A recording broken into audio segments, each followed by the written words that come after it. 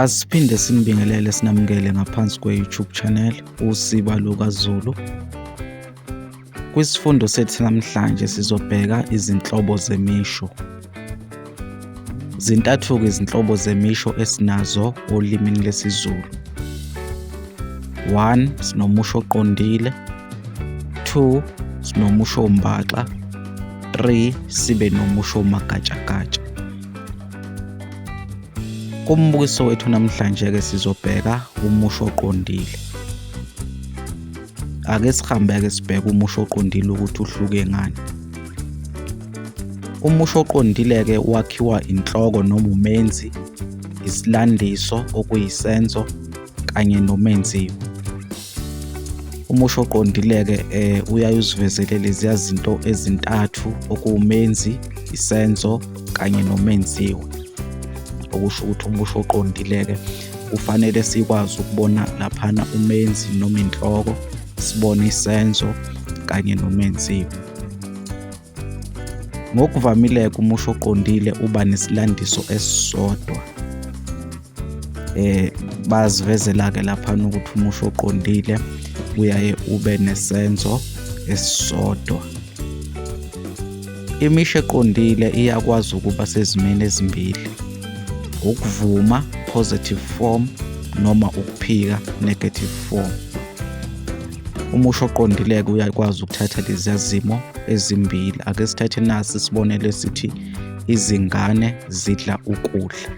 Siyawubona loya musho ukuthi usesimeni sokuvuma kwi-positive form. Kanti uma kungathiwa-ke uyaguquka noma siyawuguqula uba kwi-negative form noma ukhomba ukulandula, ungabe uthi izingane azikudla ukudla. Siyawubona laphana ukuthi usukhomba ukulandula noma ukuphika. Umenzi-ke emshweni uyaba ibizo noma isabizwana, kanjalo nomenziwa uyaba ibizo noma isabizwana. Umenzi-ke emshweni-ke ungakwazi ukuguquka ube ibizo noma futhi ungaphinda futhi uvele njengesabizwana. Okusho ukuthi uma ngabe kuyigama lomuntu uThabo, ungakwazi ukuthi ube isabizwana ungabi ibizo. Mhlawumbe uma singawusebenzisa njengesabizwana singathini? uThabo yena. Okusho ukuthi uyena laphana uvela njengesabizwana kuloya musho. Ake sihambe-ke sithathe izibonelo zomusho oqondile. Abafana badlala ibhola. Siyawubona loya musho ukuthi ukwi-positive form, ukhomba ukuvuma. Uma kungathiwa-ke siwuyisa kwi-negative form loya musho, ungathi abafana abadlali ibhola. Siyawubona-ke laphana usukhomba ukulandula noma ukuphika. Kuloya musho-ke igama elithi abafana iyona inhloko noma umenzi ngoba ibona abadlala ibhola, kanti igama ubadlala isona isenzo kuloya musho.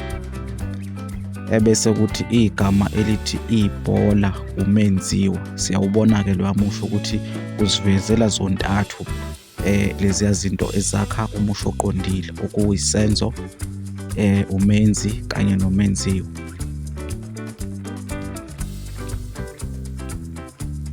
Loya musho kungakwazi ukuguquka futhi mhlambe uveze isabizwana lapha negameni elithi abafana, kanjalo nasegameni elithi ibhola. Singakwazi ukuthi ungakwazi ukuthi usebenzise isabizwana okuyigama elimele ibizo emshweni. Okusho lapho lela bizo elithi abafana singakwazi ukusebenzisa isabizwana singathi abafana, nalapha egameni elithi ibhola ungakwazi ukushintsha kungabi igama elithi ibhola kodwa kusetshenziswe isabizwana. Ake sibone ukuthi lo musho ungathini uma kungathiwa ubuveze izabizwana.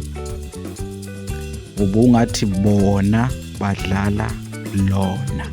Okusho ukuthi ubona laphana uyinhloko noma umenzi, ubadlala isenzo, ebese kuthi ulona umenziwa ngoba ilona elidlalwayo. Umbukiso wethu namhlanje sizowushiya khona lapha. Asiphinde sibonge ukuthi ube ingxenye yawo. Asiphinde sikunxenxe ukuthi usubscribe ngaphansi kwe-YouTube channel, ushiye ukuphawula kwakho lapha kuma-comment, uphinde ulike nevidiyo yethu namhlanje. Kuze kube ngokuzayo, siyavalelisa.